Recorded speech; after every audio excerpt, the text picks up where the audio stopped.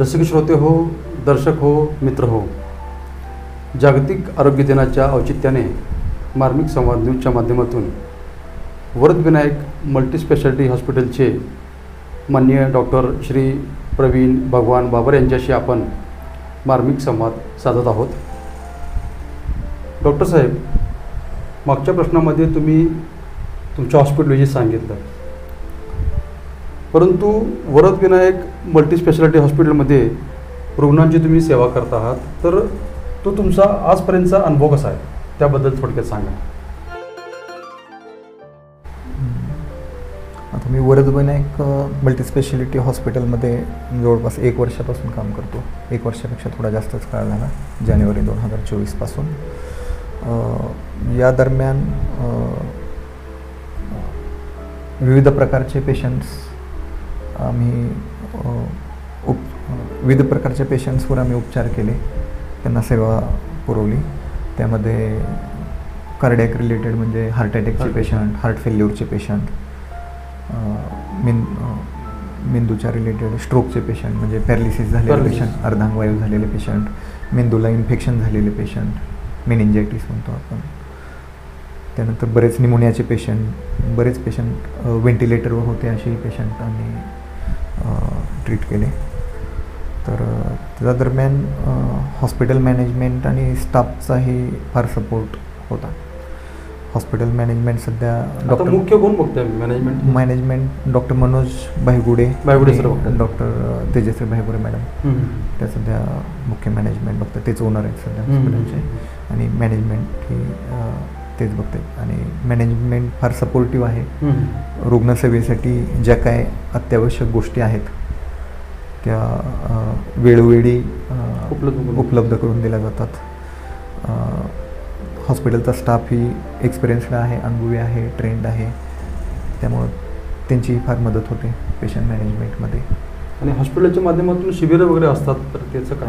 हो, हॉस्पिटलच्या माध्यमातून आपण विविध प्रकारचे शिबिर वर्षभरामध्ये घेतलेले आहेत. त्यामध्ये वर्ल्ड हेल्थ डेसाठी पण मागच्या वर्षी आपण शिबिर घेतलं.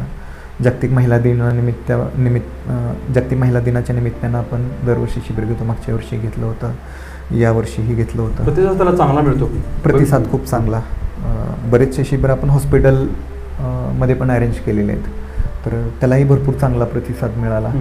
आणि शिबिरानंतर पेशंट्स आणि नातेवाईकांचे फॉलोअप पण रेग्युलर होतो, आणि त्यांचे रिव्ह्यूज पण फार छान आहेत. म्हणजे शिबिराच्या निमित्तानं त्यांना या सेवेचा लाभ घेता आला, आणि त्यानिमित्तानं बरेच पेशंटला त्यांच्या आरोग्याविषयी फक्त तपासणीच नाही तर आम्ही एज्युकेशन पण देतो. शिबिराच्या निमित्तानं हेल्थ एज्युकेशन पण देतो की काय काय काळजी घेतली पाहिजे पेशंटना, आणि रोगापासून दूर कसं राहिलं पाहिजे, त्या रिलेटेड आम्ही हेल्थ एज्युकेशनही करतो शिबिराच्या माध्यमातून.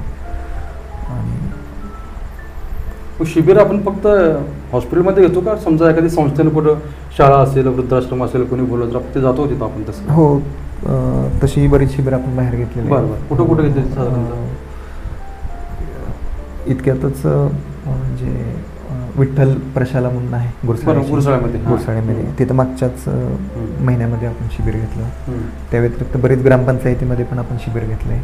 इतक्यात 2-3 महिन्यापूर्वीच तावशी या ठिकाणी ग्रामपंचायतीमध्ये आपण शिबिर घेतलं. अशा बऱ्याच ठिकाणी आपण 1-2 महिन्यातून एक शिबिर घेतोच.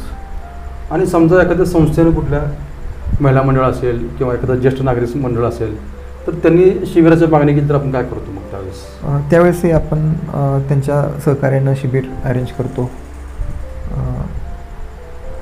म्हणजे आपल्या हॉस्पिटलमध्ये किंवा त्यांच्या एखादं व्यासपीठ अवेलेबल असेल तर त्या ठिकाणी शिबिर अरेंज करतो. शिबिराचा रुग्णाला किती फायदा होतो?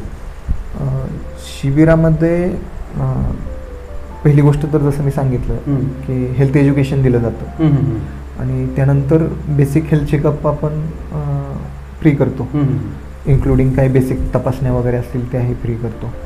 तर त्या दरम्यान बऱ्याच लोकांना प्रथमतः कळतं की आपल्याला हा विकार आहे. उदाहरण सांगायचं तर डायबिटीज किंवा हाय ब्लड प्रेशर हे आजार बऱ्याच जणांना माहीत नसतात. जोपर्यंत कारण तपासणी करत त्या नाही, तोपर्यंत आजाराचा जो प्राथमिक टाईम असतो त्या दरम्यान लक्षणं दिसतच नाहीत. त्यामुळं त्या दरम्यानचे बरेच पेशंट आपल्याला डायग्नोस होऊ शकतात शिबिराच्या दरम्यान, आणि त्यामुळं पेशंटला चांगला लाभ होतो. म्हणजे हा एक फायदा आहे शिबिराचा, की ज्याच्याकडे दुर्लक्ष असतं शिबिराच्या माध्यमातून त्यांच्या ते लक्षात येतं की आपल्याला हा विकार सुरू झालेला आहे, त्यानिमित्त त्यांचा उपचार सुरू होतो. उपचार आणि जे काही ट्रीटमेंट आहे ते त्यांना म्हणजे मॅनेजमेंट एकंदरीत चांगलं आहे आणि त्याच्यामुळे तुम्हाला ते एक रुग्णांची सेवा करण्याचा एक आनंद मिळतो. डॉक्टर साहेब, हे तुमचे अनुभव झाले, अजून काही वेगळे अनुभव आहेत का, तर ते आम्हाला सांगा. या 1 वर्षाच्या कालावधीमध्ये बऱ्याच सिनियर लोकांची मला हेल्प झाली.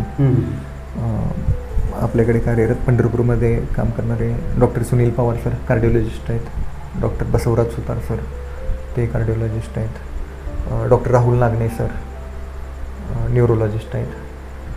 यांचीही पेशंट मॅनेजमेंटमध्ये आणि एकंदरीत 1 वर्षाच्या कालावधीमध्ये बरंच सहकार्य झालं. या व्यतिरिक्त इतर जे माझे कलिग्ज आहेत पंढरपूरमधले बरेच फिजिशियन्स, बाकी ब्रँचचेही कलिग्ज, त्यांच्याशीही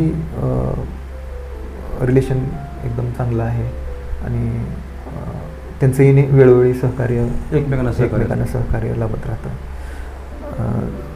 डॉक्टर तेही डॉक्टर म्हणून काम करतात, मीही डॉक्टर, कॉम्पिटिटर म्हणून अशी भावना नाही. एकदम सहकार्याची भावना आमच्यामध्ये आहे. तो एक चांगला अनुभव आहे मला मागच्या 1 वर्षभरातला इथला. म्हणजे वैद्यकीय सेवा बजावताना स्पर्धा नाही तर आपल्याला सेवा करायची आहे हा भाव ठेवून, सेवा आणि सहकार्य, सेवा आणि सहकार्य करायचं हा भाव ठेवून तुम्ही एकमेकांना सहकार्य करता आणि त्याचा फायदा प्रत्यक्ष अप्रत्यक्ष रुग्णाला मिळतो. धन्यवाद डॉक्टर साहेब.